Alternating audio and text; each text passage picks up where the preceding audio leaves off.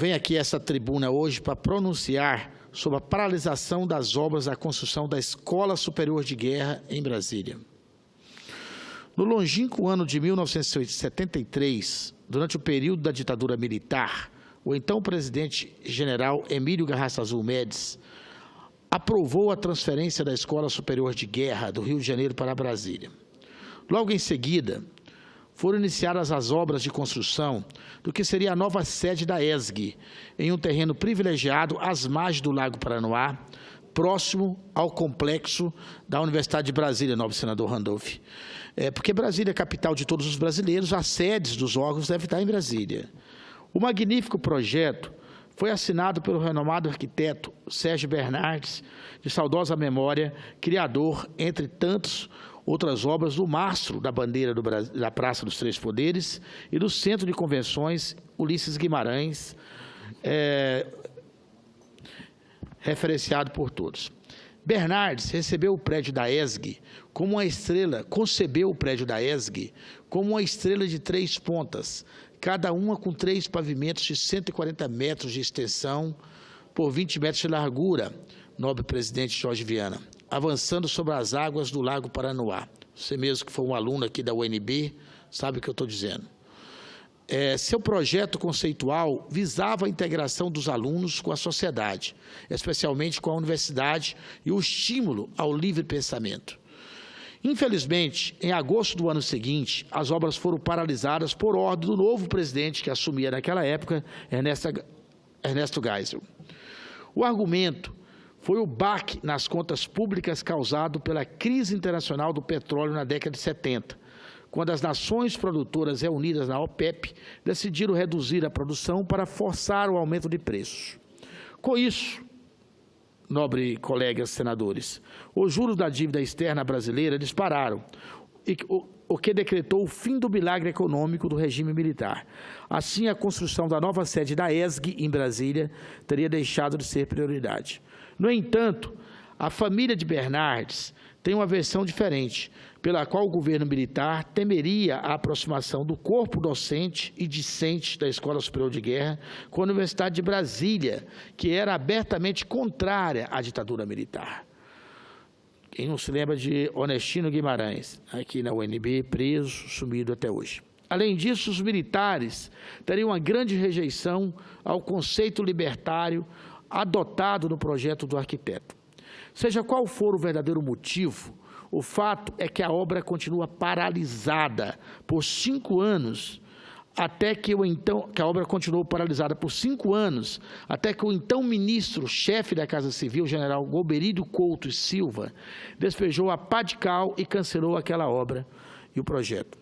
Além disso, ele determinou que o terreno fosse devolvido para a nova CAP, a Companhia Urbanizadora da nova capital de Brasília.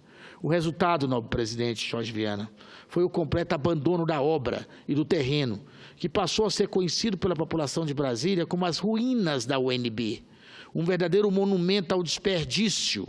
Eu, como vice-presidente da Comissão para a Retomada das Obras paralisadas nesse país, tenho que estar vindo aqui protestar contra essa situação. Um verdadeiro monumento ao desperdício, como disse. Com o passar do tempo, a vegetação começou a tomar conta do lugar, assim como moradores de rua e usuários de drogas, lamentavelmente. O local passou também a ser usado como lixão, convertendo-se em um problema de saúde pública, pois se tornou um foco de proliferação de doenças ali, às margens, ao lado da UNB, né? Em 2006, um decreto distrital criou naquela área o Parque de Uso Múltiplo da Enseada, ficando sua gestão a cargo do IBRAM, o Instituto Brasília Ambiental, que é responsável por todos os parques da cidade. Entretanto, o IBRAM simplesmente ignorou o problema, como ignora praticamente toda. Brasília está paralisada porque o IBRAM simplesmente não funciona, né? Já se passaram mais de 10 anos e o local continua abandonado, não tendo sido apresentado qualquer plano de recuperação. O governo do Distrito Federal tem a obrigação de enfrentar essa questão para devolver aquela enorme área à população do DF. Trata-se de uma área nobre da nossa cidade e poderia ser um grande espaço público de lazer junto ao lago, algo em que o DF é extremamente carente. O governo precisa avaliar se o esqueleto de concreto deve ser demolido ou se pode ser adaptado para o uso social. Da minha parte, acredito que, com um investimento moderado, o prédio pode passar a abrigar atividades educacionais, esportivas ou culturais, fortalecendo as nossas vocações e manifestações culturais da cidade. De toda forma, permanece sem resposta outra questão.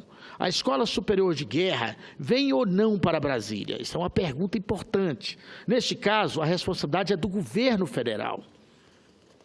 Em 2009, o então ministro da Defesa, Nelson Jobim, na época, tentou enfrentar o poderoso lobby de parte dos militares pela permanência da ESG no Rio de Janeiro.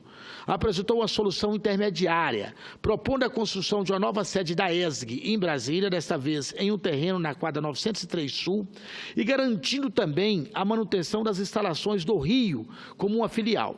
Mesmo assim, foi bombardeado pelos defensores da permanência da sede da ESG no Rio de Janeiro. Os militares que não queriam vir para Brasília passaram a sustentar argumentos falaciosos, como o de que a Escola Superior de Guerra ficaria isolada dos grandes centros da população acadêmica, que estariam concentrados no eixo Rio-São Paulo. No afã de defender seu ponto de vista, desconsideraram a UNB, que talvez só perca para a USP em relevância acadêmica, nobre senador Randolph. O lobby do Rio conseguiu uma vitória parcial, pois com a saída de Jobim do Ministério, parou-se de falar no assunto e ficou a torcida para que a proposta de mudança da ESG caísse no esquecimento. Mas não cairá. No que depender desse senador Hélio José, representante do povo no Distrito Federal, não abandonaremos a luta pela mudança da sede da Escola Superior de Guerra para Brasília. Com todo o respeito e consideração que tenho à bancada de parlamentares do Rio de Janeiro, todos meus amigos, e também ao Estado do Rio de Janeiro, mas o povo do Rio precisa se convencer de que não é mais a capital do Brasil. Os servidores federais, civis e militares precisam parar de fazer lobby por sua permanência no Rio de Janeiro. Esse não é apenas o caso da Escola Superior de Guerra, é o caso também do IBGE, Instituto Brasileiro de Geografia e Estatística, da Agência Nacional de Saúde, é o caso de diversas outras, da ANP, de diversos outros órgãos e entidades que precisam se localizar em Brasília, que é a capital do Brasil, para termos melhores condições de fazer a fiscalização, de fazer o acompanhamento e as políticas públicas. E de vários outros órgãos que eu esqueci de falar aqui. Aguardamos um posicionamento do governo federal. O Distrito Federal não pode ser prejudicado pelos interesses de quem não abre mão de viver junto ao mar. Claro, viver junto ao mar sempre é bom, mas não é dessa forma que vamos resolver os problemas do Brasil. É o que eu tinha a dizer, meu nobre presidente Jorge Viana, nessa tarde, e rogar para que o bom senso prevaleça e para que a gente possa ter a sede dos diversos órgãos governamentais aqui no Distrito Federal. Porque por exemplo, com relação à questão da ANS. Todo mundo sabe a dificuldade que está sendo conviver com as regras dos planos de saúde. A necessidade que temos de passar a limpo uma série de questões relativas à saúde. E se a ANS funcionasse em Brasília, talvez não teríamos tantos percalços igual nós temos quando precisamos recorrer à ANS para resolver alguma questão. E assim em diversos outros órgãos.